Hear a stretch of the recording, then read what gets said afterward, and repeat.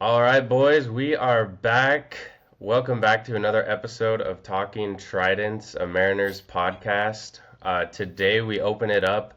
Logan Gilbert has been named the opening day starter over Luis Castillo. What do you think this means for Gilbert and the Mariners? Do you like this move? I'm really excited about it. I mean, we talked about this on a short recently.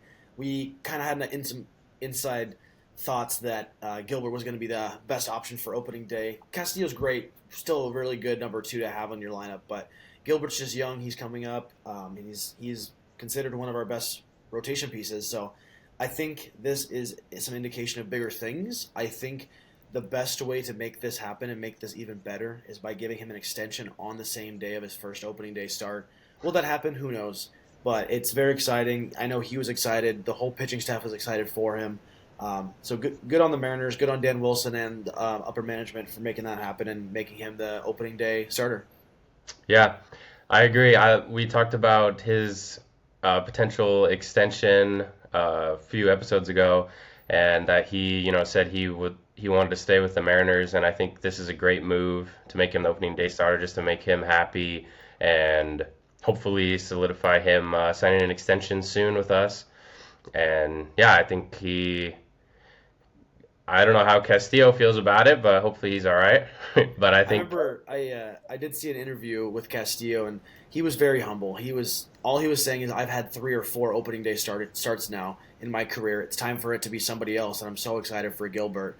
So he's just the same guy that we see on the field that he is off the field. He's humble, he's respectful, and he's excited for his team. He's not a selfish player at all. So that made me really excited to see that he had no bad blood over it, and if anything, maybe this is going to give him a little bit of an edge in the oncoming season. Maybe it's going to make him get that next step up to prove that he still is a high top tier caliber rotation arm.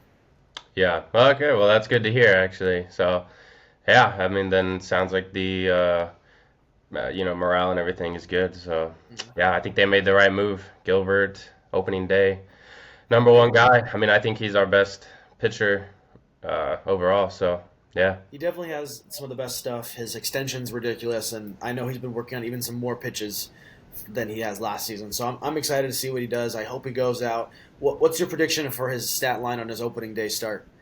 oh, I'm gonna say 6 innings, 8 strikeouts, 90, 92 to 95 pitches, um, 2 earned runs, and the win. Sounds like a quality start to me. I'll take it. Yeah, yes, sir. Looking into the next rotation pieces after that, I think we see Castillo go day two. With some unfortunate news in the last week, we had news that Kirby has been shut down for a little bit due to some inflammation in his right arm. I Yeah, guess this happened back in the 2020 season, the shortened season where minor leagues they didn't play any games.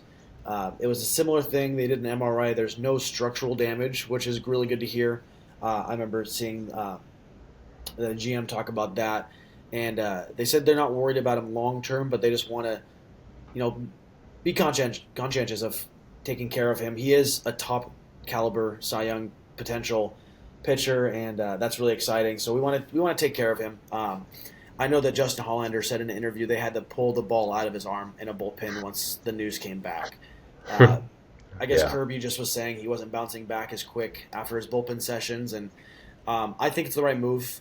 It's definitely a big blow, but we've talked about this in previous episodes. We do have options, so yeah. um, I think we'll see Castillo go day two. We'll probably see Miller go day three, Wu four, and then we're going to see Emerson Hancock starting the year in the rotation. So just as we talked about last episode, he's right there knocking on the door, and the opportunity has presented itself. So Yeah, they said Kirby could miss up to what, 4 starts yeah, I potentially. think they said two So to 4 weeks is what I saw. yeah, so So about a month of playing time. yeah, so you think this is Hancock's opportunity then to It's fill his in that opportunity to spot? lose. I mean, the only another guy. There's two other guys I can think of that might be, you know, considered a replacement for Hancock if whatever for whatever reason Hancock wasn't able to make it. Jonathan Diaz, which I Hmm. just think is he's a filler guy. He's a guy you bring up when you need to give your guys a rest. He's a guy you bring up in a pinch if multiple injuries have happened. And then Yeah, obviously Logan Evans is the only other guy I can think of, but he hasn't even pitched a single inning in AAA. yeah, right. No, I think it's got to be Hancock.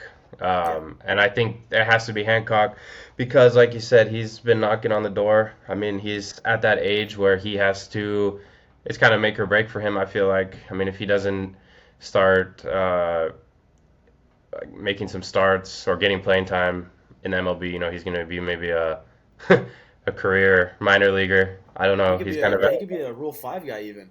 yeah, so he's kind of at that age where he has to. And I think it's a good opportunity for him to show if he pitches well in those starts, Mariners can use either him or someone else as a trade piece in that rotation because to acquire another bat because another team may want to put a higher value on him if he does well in that situation in those starts. Yeah, it's gonna be good to see him getting some chances. We've seen he has the stuff. He's very capable.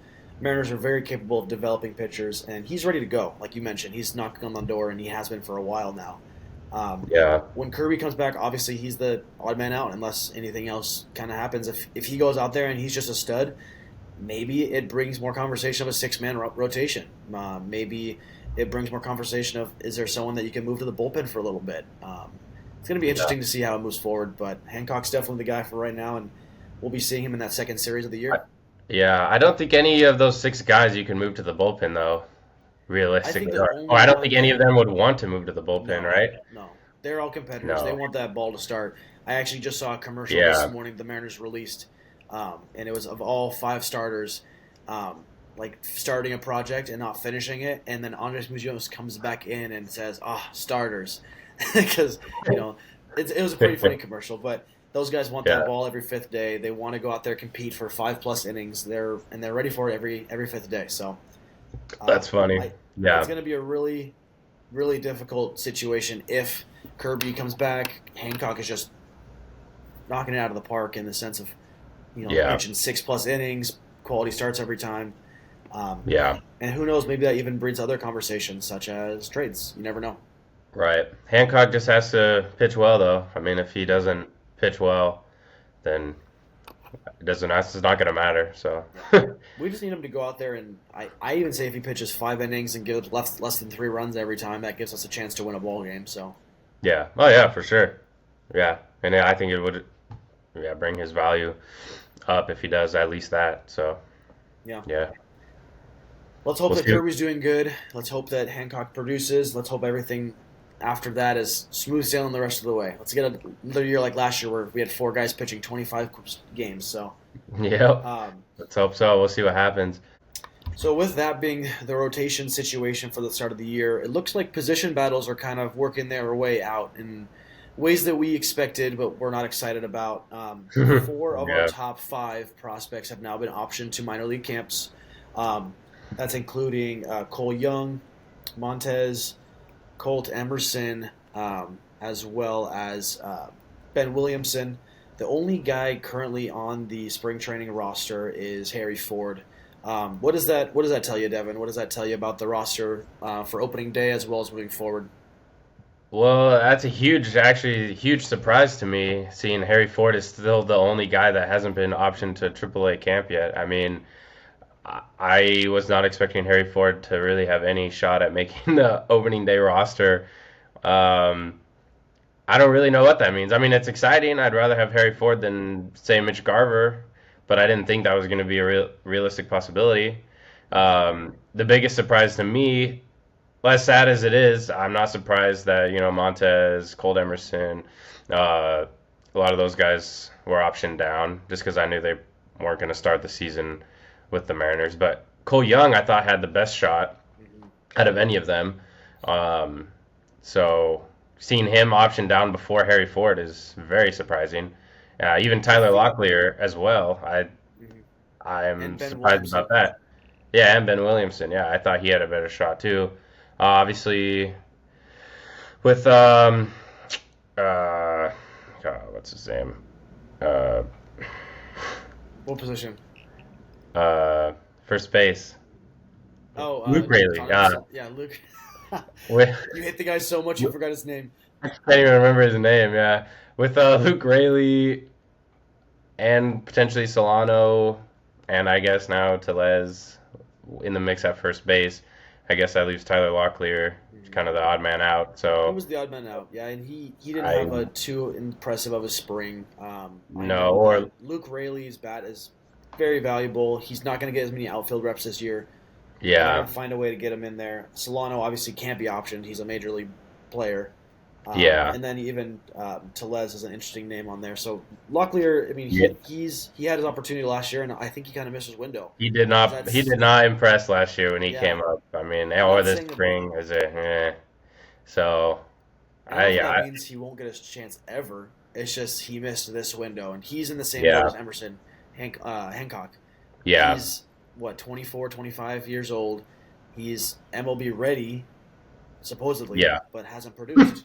But he can't play, so Yeah. he can't play at the level. So I mean, again, yeah, like you said, Hancock, he's right at that age where it's like hmm you should be at that stage. You should be in the MLB, but hmm so yeah, but yeah, Harry Ford is interesting. I mean, I'm excited. I would love to see him. I like him. I like what his potential could be. But what do you think they do with that? You think he's a backup catcher? Is that Yeah, what they're looking at, or? I have some thoughts. Let me just tell you this stat really quick. I heard the other day while watching the futures game, or not the futures game, the spring breakout game.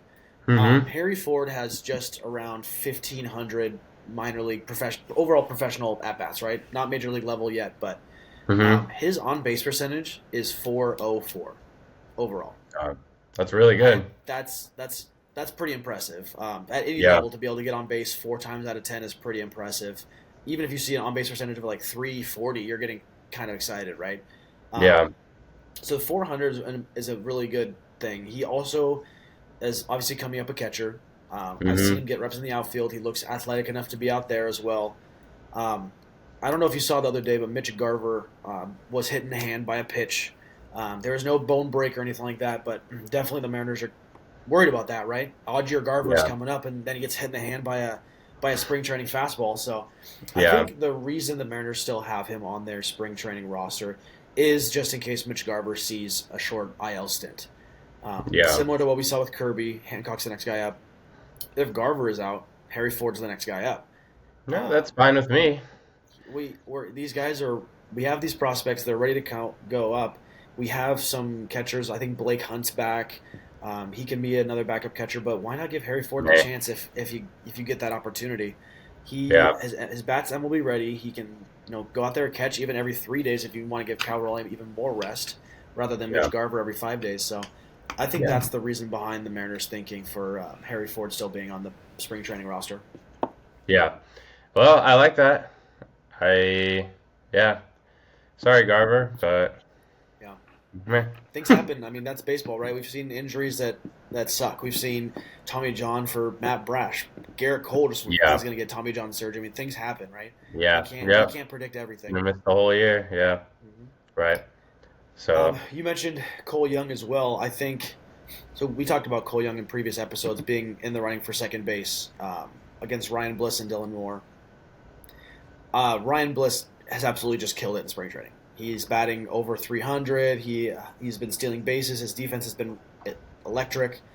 yeah. I think if you saw Ryan Bliss have a really down spring training, Cole Young was going to get those more opportunities. But Yeah. since Ryan Bliss looked so good, the Mariners thought, well, let's give Cole Young some more time to develop in the minor league system. And he's gonna be up in September. Even if Bliss plays the whole year at second base, has a solid year, Cole Young's gonna be up September. We're gonna see him. So I that's don't know. my I'm thought just on not a. why they did I'm that. yeah.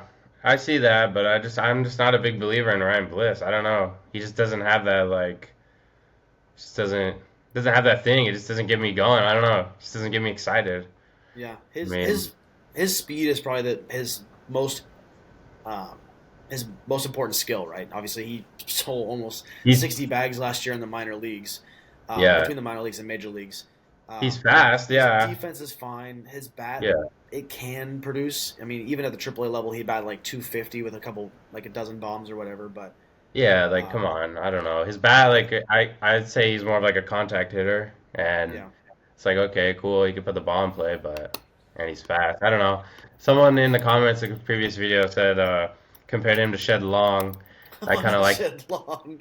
I kind of like that That's comparison. rough. I mean, similar position, similar type player. I mean, I don't know.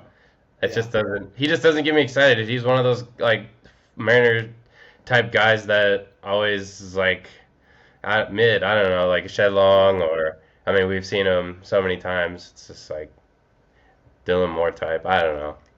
Yeah, I think if you didn't have Dylan Moore on your roster, Ryan Bliss makes a lot of sense. Obviously, I think that Yeah, we're at that point right now where um, second base is kind of a weird. It's in a weird place. You know, you don't have an official second baseman. You have some guys coming up. You don't want to rush them. I certainly don't want to rush them, but I also am excited about them. yeah. So it's kind of hard. so I so But I want to rush I him. know that Statcast or not Statcast, but one of the baseball analyst websites has Ryan Bliss as our starting second baseman, getting the most at bats at that position. So he's going to be there this Yeah, year. I yeah, really hope that we see Cole Young at some point. If Ryan Bliss, for some reason, just is not him this year, he plays 30, 40 games and is just not producing. I see the Mariners taking another look at it, and if Cole Young is in Double A and just going crazy, hey, bring him up. yeah. I can see that too. I guess the Mariners want to give Ryan Bliss a chance, see if he what he can do. If he is productive, I'm sure they'll keep him there until either he just is consistent and then they found their guy, or if Mhm. he struggles, I'm sure they'll send him down or something. And yeah, Cole Young will be right behind him. So Yep. coming up. So It sucks to see all these prospects go down, but it's kind of nature of the beast. It's yeah, they're going to be it's up at some point. inevitable. The Mariners are Yeah, in a weird spot right now where a lot of spots are open on the major league level. It's just they don't think the guys are right there yet. So yeah.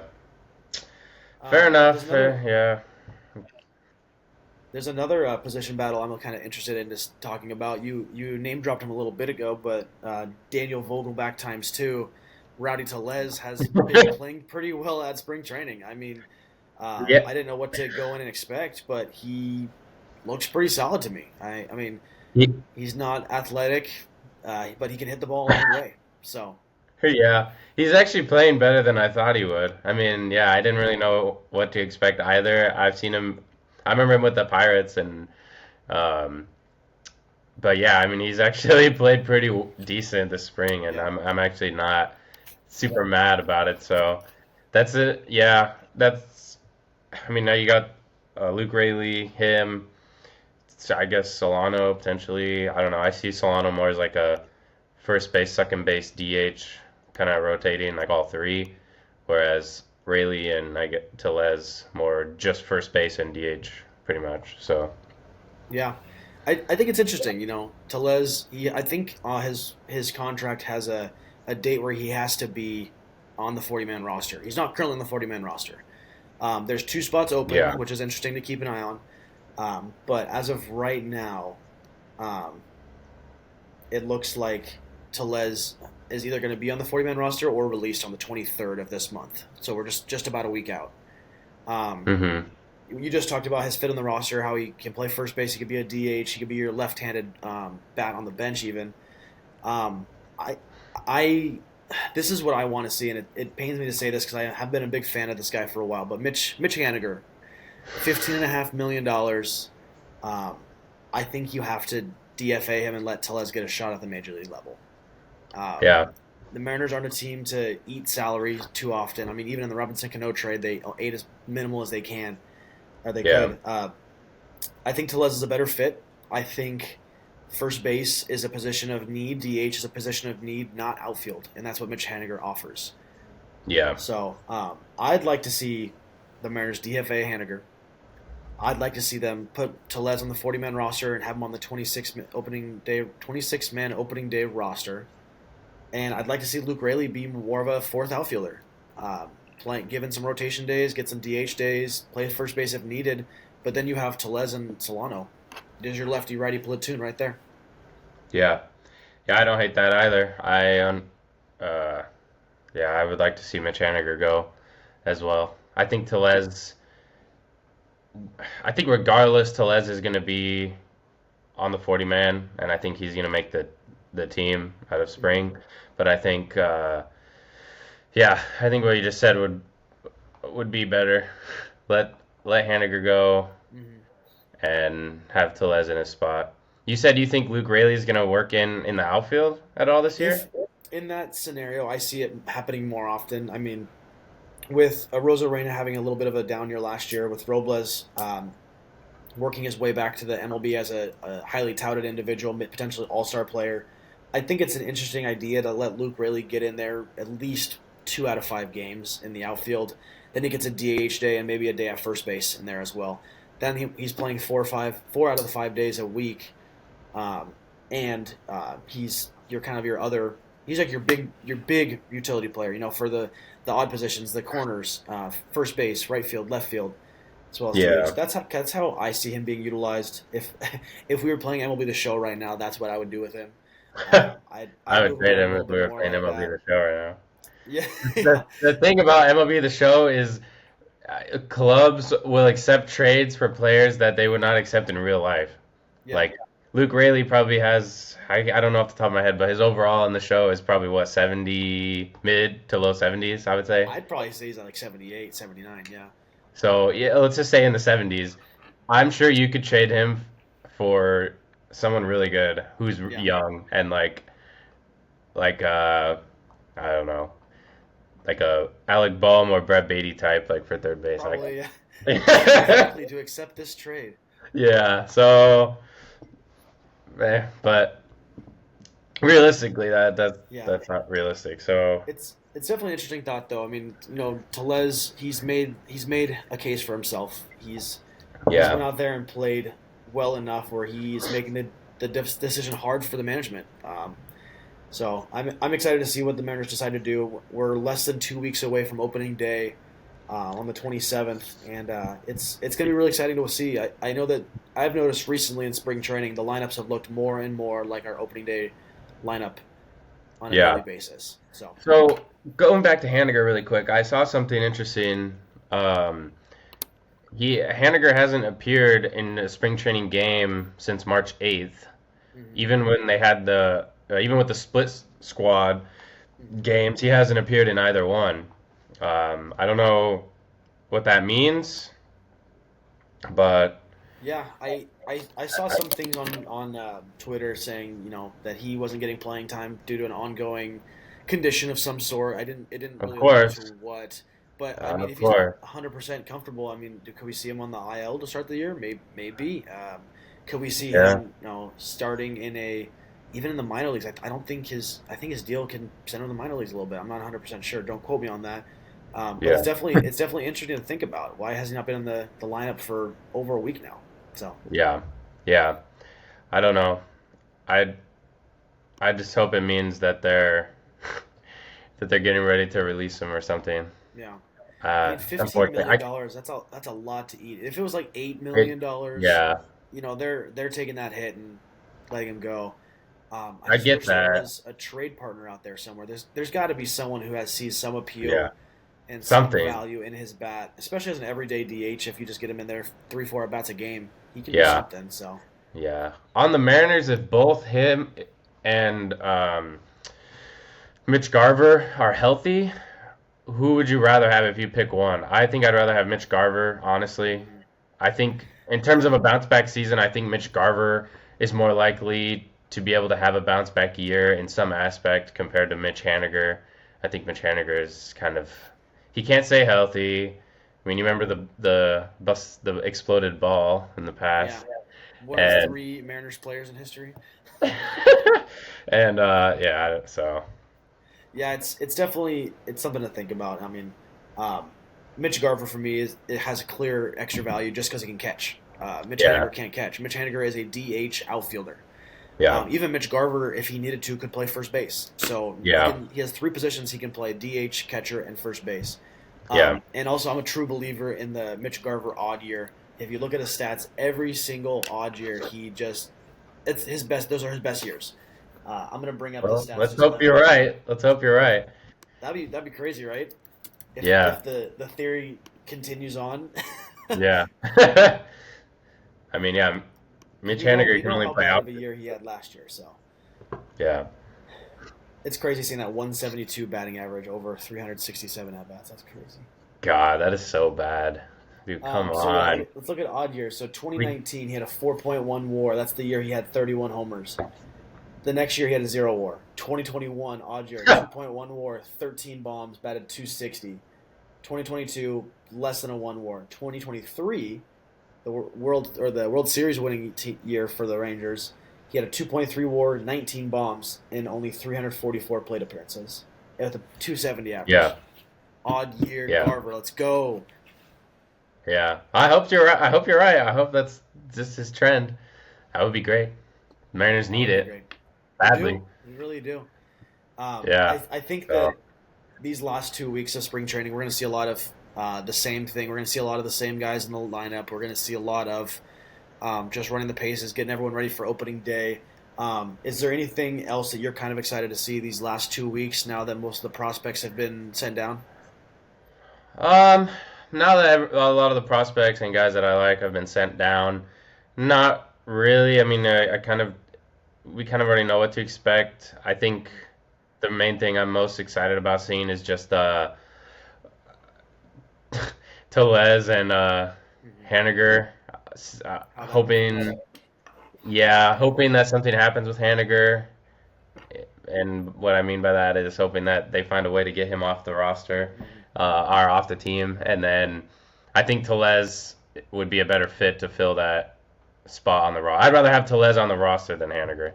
Sorry. Yeah, I'm at that point At too. this point, he's I played think better than I thought, and Haniger has done nothing. So, the only thing that I'm excited about to finish out spring training is to get these guys going early. We've yeah, seen Rosarena have a down year. We've seen Julio start off slow last year, even the last 2 years, really. I'm excited to get these guys 4 to 5 at bats a day for the mm-hmm, next week and a half, building up to opening day, and I want to yeah, see them hit the ground running. If we can yeah, get all the guys to start the season at a really good point, that's going to help us so much down the stretch where that one game hopefully doesn't matter in September. yeah, yeah. I agree. I mean, we got to win games early because we We see have how it to. can. Every win matters. I mean, we saw it last year. We've Even seen the it multiple one-run years. games. Yeah, yeah, yep. And a Rosarena has to produce this year. I mean, he's going to be huge. A Rosarena has to get back to form. Last year So, arbitration for him, so potentially we yeah, could not have him on the team next year. So let's make it happen this. yeah, yep. I agree.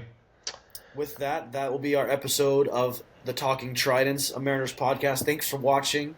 Let us know what you think down below in the comments, as well as hit that subscribe button. And thank you guys. We'll see you next time.